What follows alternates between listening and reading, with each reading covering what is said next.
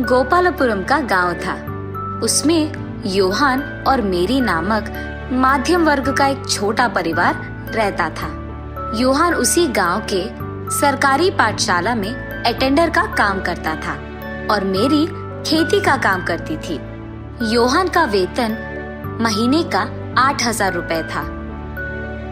योहान और मेरी का एक बेटा भी था और उसका नाम जोसेफ था। जोसेफ बचपन से ही अपने माता पिता की स्थिति समझकर उन्हें कभी परेशान नहीं करता था। बड़े होने के बाद जोसेफ एमएससी फिजिक्स का पढ़ाई करता है। उसके ऊंचे मार्क्स भी आए हैं और क्योंकि जोसेफ को पता था कि सरकारी पाठशाला और कॉलेज में पैसे कम लेते हैं और ज्यादा परेशानी नहीं होगी, उसने उसकी सारी पढ़ाई सरकारी संस्थानों में ही खत्म किया था।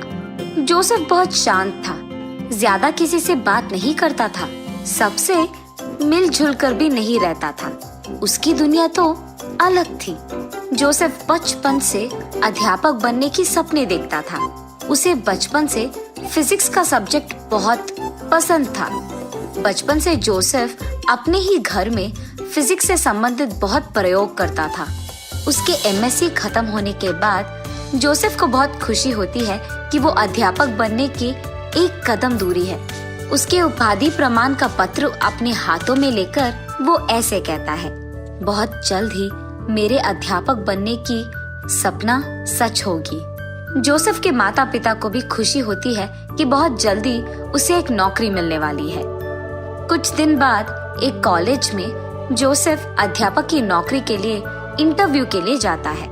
उसको पूछे गए सारे प्रश्नों का डरते हुए ही सही समाधान देता है जोसेफ। उसके सामने खड़ा हुआ प्रिंसिपल जोसेफ से कहता है कि वो एक डेमो क्लास दे और क्योंकि वो जोसेफ की पहली बार थी कि इतने लोगों के सामने उसे बात करना था, जोसेफ बेचारा डर जाता है और वो स्टेज पे खड़े होकर बात नहीं कर पाता है।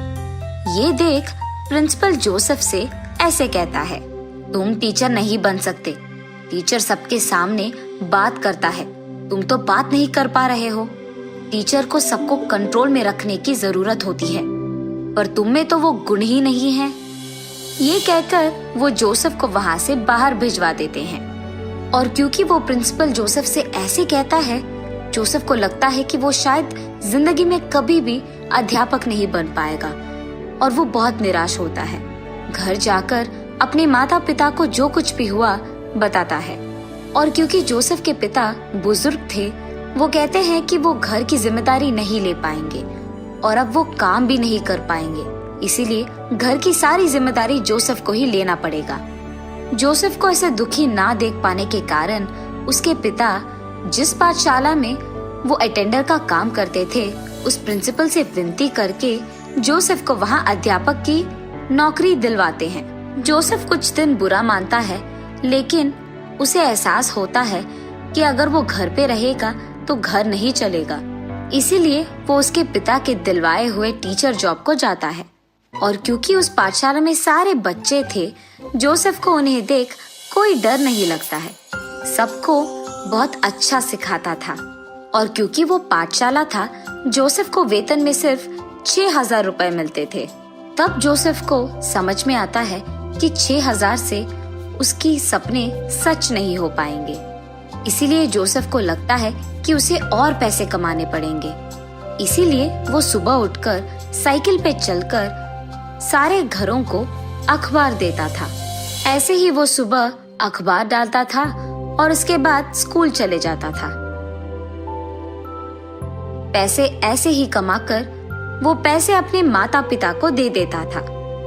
कुछ दिन ऐसे ही बच्चों को पढ़ाकर आदत होने के बाद जोसेफ उसी इंटरव्यू को जाता है जहां प्रिंसिपल ने उसे बाहर निकाल दिया था। लेकिन उसके दूसरे प्रयत्न में भी जोसेफ डर के मारे कुछ नहीं कह पाता है। उसको समझ में नहीं आता है कि उसको ऐसे क्यों हो रहा है, इसीलिए वो उसके बचपन के पसंदीदा अध्यापक रामकृष्ण के पास जाता है। नमस्ते अध्यापक। हाँ जोसेफ, कैसे हो बेटा? मैं ठीक हूँ अध्यापक।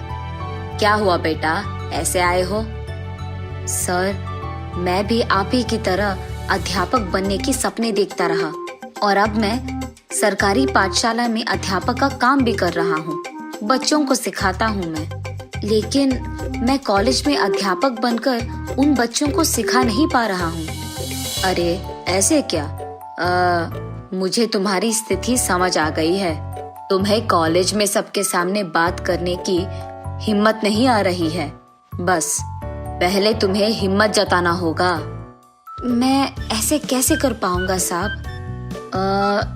तुम पहले तन की शक्ति बढ़ाओ। हर रोज भागना या कसरत करना, ऐसे कुछ करो, तब तुम्हें थोड़ी हिम्मत मिलेगी। उसके साथ ही मन की शक्ति भी बढ़ेगी। जी मास्टर, धन्यवाद। ये कहकर वहां से घर पहुंचता है जोसेफ। उसके बाद वो हर रोज स्कूल से लौटाने के बाद वो सोच में पड़ जाता है कि क्या करे। आखिर में फैसला करता है कि उसके गांव में मौजूद मिट्टी की पर्वत चढ़ने और उतरने से काम हो जाएगा।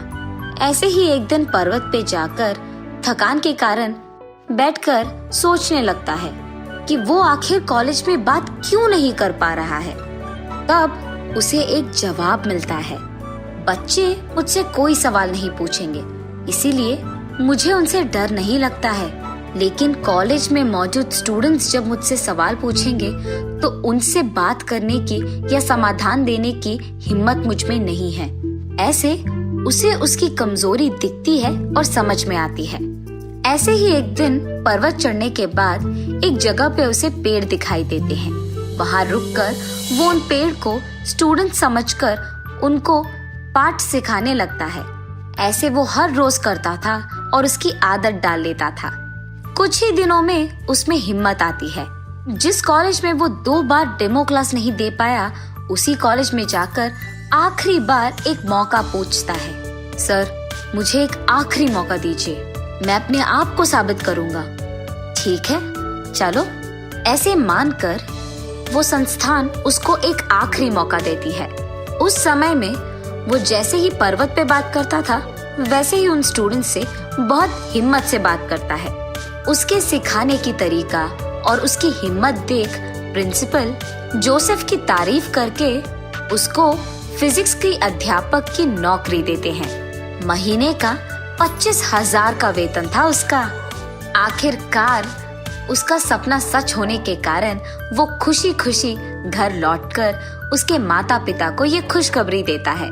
ऐसे ही वो उसकी मनपसंद नौकरी करते हुए कुछ दिन बाद पैसे जमा करके एक बड़ा सा घर लेता है और अपने माता पिता का बहुत अच्छा ख्याल रखता है। कहानी का नैतिक है कमजोरी। अपनी कमजोरी को खुद पहचानना जरूरी होती है, तब उस कमजोरी को हम अपना ताकत में बदल सकते हैं।